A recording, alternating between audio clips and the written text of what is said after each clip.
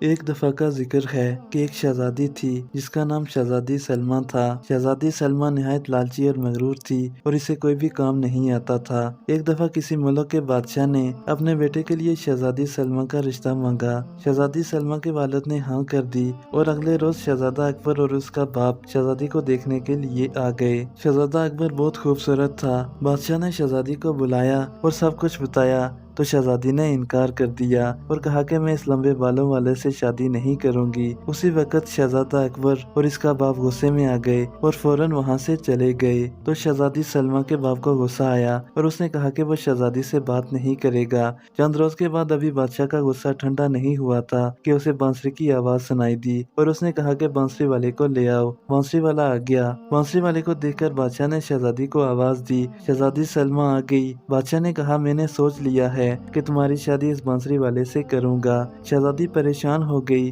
بادشاہ نے ایک بھی نہ مانی اور شادی بانسری والے سے کر دی۔ بانسری والا شہزادی کو لے کر ایک باغ کی طرف چلا گیا۔ وہ باغ بہت خوبصورت تھا۔ شہزادی نے کہا یہ باغ کس کا ہے؟ تو بانسری والے نے کہا باغ شہزادے اکبر کا ہے۔ شہزادی بولی میں بھی کتنی احمق ہوں۔ تو وہ بانسری والا آگے چل پڑا۔ راستے میں جا کر بانسری والا بولا میں تھک گیا ہوں، میرے لیے کھانا بناؤ۔ تو شہزادی نے کہا مجھے کھانا بنانا نہیں آتا۔ بانسری والا بولا چلو کچھ نہیں ہوتا، تم کوئی اور کام کر لینا۔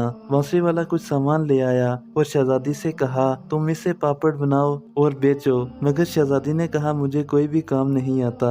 اس نے کہا میں کچھ نہیں جانتا، تم پاپڑ بناؤ گی۔ شہزادی پاپڑ بنانے لگ گئی اور اسے تلنے لگی۔ آخرکار اس کا ہاتھ جل گیا۔ بانسری والا بولا تم کسی کام کی بھی نہیں ہو اور بولا تمہیں برتن لا کے دیتا ہوں وہ بیچنا۔ اور کئی دنوں تک شہزادی برتن فروخت کرتی رہی۔ ایک دن شہزادی برتن بیچ رہی تھی تو ایک آدمی گھوڑے پر آیا اور شہزادی کے برتنوں پر گھوڑا چڑھا دیا۔ برتن ٹوٹ گئے اور شہزادی روتے ہوئے گھر چلی گئی۔ بانسری والا بولا تم کسی کام کی نہیں ہو، جاؤ کسی کے گھر نوکرانی بنو اور سب کام سیکھو۔ شہزادی کسی کے گھر گئی اور جھاڑو پوچھا کرنے لگی۔ ایک دن شہزادی کو ڈھول کی آواز سنائی دی اور وہ اس آواز کی جانب چل پڑی کہ یہ وہی محل ہے جس میں وہ رہتی تھی، اور اس نے دیکھا کہ سب خوش ہیں۔ اس کی بہن خوش تھی جس کی آج شادی تھی۔ شہزادی روئی اور بولی کہ کاش میں لالچ میں نہ آتی اور بڑے بالوں والے شہزادے کو نہ کرتی۔ اسی وقت وہ شہزادہ آ گیا۔ اس نے کہا شہزادی سلمہ آپ نے مجھے یاد کیا؟ شہزادی بولی میں اپنی غلطی پر شرمندہ ہوں۔